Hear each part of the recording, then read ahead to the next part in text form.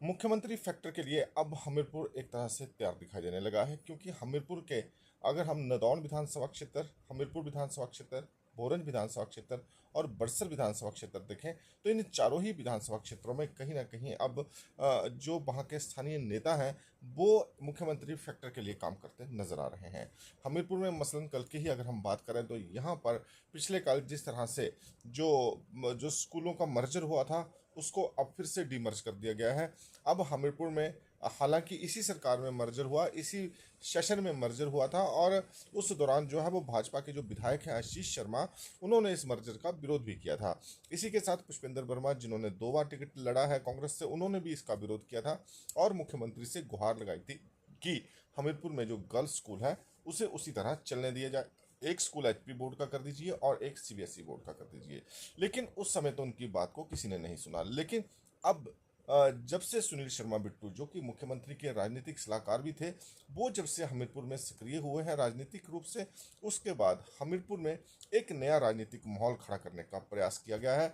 और उस राजनीतिक माहौल की जो गर्माहट है वो स्पष्ट रूप से दिखाई दे रही थी, क्योंकि गर्ल्स स्कूल को जब हमीरपुर में बंद किया गया उससे जो हमीरपुर की एक मार्केट है उस मार्केट के ऊपर भी विपरीत प्रभाव पड़ा और लगातार इस स्कूल को खोलने की मांग की जा रही थी। और अब जब इसको फिर से ओपन करने की बात कर दी गई है, हालांकि खुद ही सरकार ने बंद किया था, खुद ही खोल दिया था, लेकिन उसके बाद भी हमीरपुर में इस स्कूल को अब फिर से खोल दिया गया है। तो ये एक बड़ी राहत जो है वो हमीरपुर के एक व्यापारी वर्ग को ज़रूर मिली है। और उसी का रिजल्ट था कि कल शाम को अच्छी खासी भीड़ जो है वो जो भीड़ है वो सुनील शर्मा बिट्टू के घर में दिखाई दी।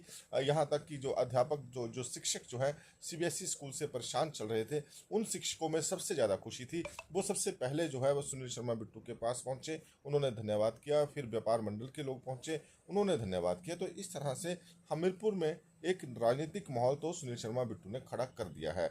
और इस राजनीतिक माहौल में कहीं ना कहीं मुख्यमंत्री फैक्टर को जो है उस फैक्टर में दम भरने का प्रयास जो है वो यहाँ पर किया जा रहा है।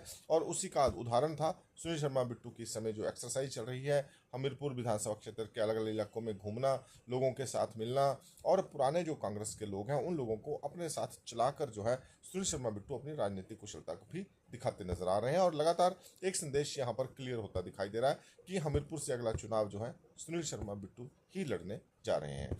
इसके अलावा अगर हम भोरंज की बात करें तो यहाँ पर सुरेश कुमार ने एक बार फिर से अपनी सक्रियता दिखानी शुरू की है। लगातार वो अब जनसंपर्क में पहुंच चुके हैं।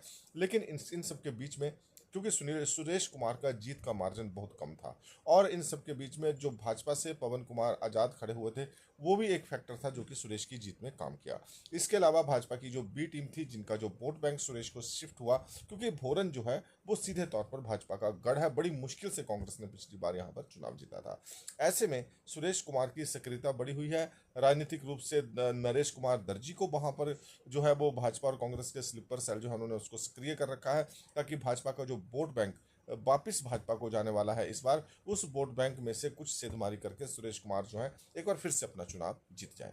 लेकिन इन सबके साथ ही सुरेश कुमार के लिए यहाँ पर चुनौती के रूप में कांग्रेस के लोग भी हैं। लेकिन अब क्योंकि मुख्यमंत्री का दौरा भोरंज का होने वाला है और मुख्यमंत्री के दौरे से ठीक पहले भोरंज का राजनीतिक समीकरण अब देखना पड़ेगा कि क्या माहौल वहां पर है। राजीव राणा एक महत्वपूर्ण फैक्टर है, प्रेम कौशल एक महत्वपूर्ण फैक्टर है। तो राजीव राणा जो है इस समय सुरेश के साथ नहीं चल रहे हैं, वो आपने लंबे समय से देखा, क्योंकि राजीव राणा को रोकने के लिए उनकी ताजपोशियां जिन विभागों में वो चाहते थे वहां नहीं हो, उसके लिए भी पूरा प्रयास यहाँ पर कांग्रेस के एक गुट के द्वारा किया गया था। और उसी का रिजल्ट था कि राजीव राणा और सुरेश में 36 का आंकड़ा हो चुका है। ऐसे में अब देखना होगा कि 15 अगस्त को मुख्यमंत्री बड़सर का दौरा करेंगे। बड़सर में 15 अगस्त इस बार मनाई जाएगी और जाहिर सी बात है कि वहां पर रूबल ठाकुर ही इस समय मुख्यमंत्री का सबसे करीबी चुनावी चेहरा देखने को मिल रहा है। हालांकि वहां पर बहुत सारे और नाम भी हैं जो कि लगातार जनता के बीच में है, लेकिन रूबल ठाकुर के अलावा कोई भी ऐसा नाम निकल कर नहीं आया जो कि वास्तविक रूप से कांग्रेस को मजबूत करने का काम जो है जमीनी तौर पर कर रहा हो। यही कारण है कि मुख्यमंत्री रूबल को समय भी दे रहे हैं और रूबल के ही आग्रह पर 15 तारीख का जो कार्यक्रम है उन्होंने बड़सर में रखा है। अब ये देखना है कि जिस तरह से हमीरपुर के दौरे में आए थे और सुनील शर्मा बिट्टू को यहाँ पर बड़ी ताकत देकर गए हैं, क्योंकि डॉक्टर पुष्पेंद्र वर्मा को उन्होंने बिल्कुल हाशिए पर लाकर खड़ा कर दिया था, सम्मानित तक उन्हें नहीं किया, जीरो एक तरह से मैसेज देने का प्रयास कर दिया गया है।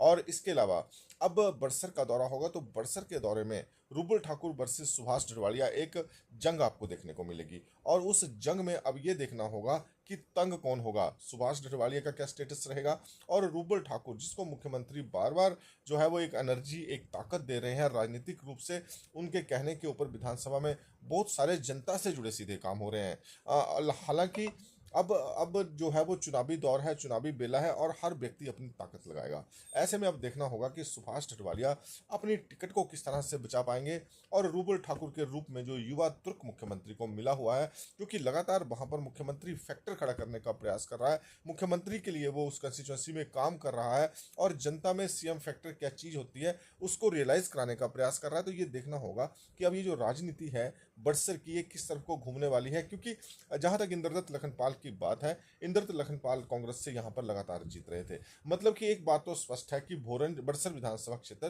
कांग्रेस का राजनीतिक गढ़ है, यहां पर कांग्रेस के पास पारंपरिक वोट बैंक है। अब उस वोट बैंक को सुभाष डडवालिया सहेजने में कामयाब नहीं हुए और वो उपचुनाव अपना हार चुके हैं। ऐसे में अब देखना होगा कि रूबल ठाकुर को एक धरती पुत्र वो है, वहाँ का रहने वाला है, वहाँ पर पढ़ाई लिखाई जन्म सब कुछ वहीं हुआ है। तो ऐसे में देखना होगा कि रूबल ठाकुर को जो बड़सर की जनता है वो कितनी ताकत देती है। और सबसे बड़ी बात है कि मुख्यमंत्री फैक्टर को लेकर जो हमीरपुर में चर्चा है, और मुख्यमंत्री फैक्टर को लेकर जिस तरह से सुनील शर्मा बिट्टू, रूबल ठाकुर, सुरेश कुमार काम कर रहे हैं, तो ये जो फैक्टर है ये कितना कर खड़ा हो पाएगा। हम सुजानपुर की बात यहाँ पर नहीं कर रहे। आप सोच रहे होंगे कि सुजानपुर की चर्चा नहीं हो रही है, क्योंकि सुजानपुर विधानसभा में स्थितियां अलग हैं। कैप्टन रंजीत राणा वहां से कांग्रेस के विधायक हैं, लेकिन उनकी जो भाजपा के साथ आस्थाएं हैं, उनके भाषणों में सिर्फ एक चीज है जो कि देखने को मिलती है, जिसको हम कह सकते हैं कि कांग्रेसी विधायक हैं, कि मुख्यमंत्री नहीं मिलता है, मुख्यमंत्री के साथ चलना चाहिए। इसके अलावा भाजपा के लिए उनके पास कोई कंट्राडिक्शन नहीं है। यही कारण है कि सुजानपुर में कांग्रेस में ताकत नजर नहीं आ रही। यहाँ पर भी कांग्रेस जो है किसी नए चेहरे को, कांग्रेसी चेहरे को देखना चाहती है अपने नेता के रूप में। अब ये सारी चीजें मुख्यमंत्री के विवेक के ऊपर डिपेंड करेंगी कि वो क्या निर्णय सुजानपुर के लिए लेने वाले हैं। लेकिन फिलहाल हमीरपुर में मुख्यमंत्री फैक्टर को कैसे खड़ा करना है, कितनी ताकत उस फैक्टर को देनी है, ये सारी चीजें निर्भर करेंगी सुनील शर्मा बिट्टू, सुरेश और रूबल के ऊपर कि किस तरह से ये लोग मुख्यमंत्री के नाम को आगे लेकर जाएंगे।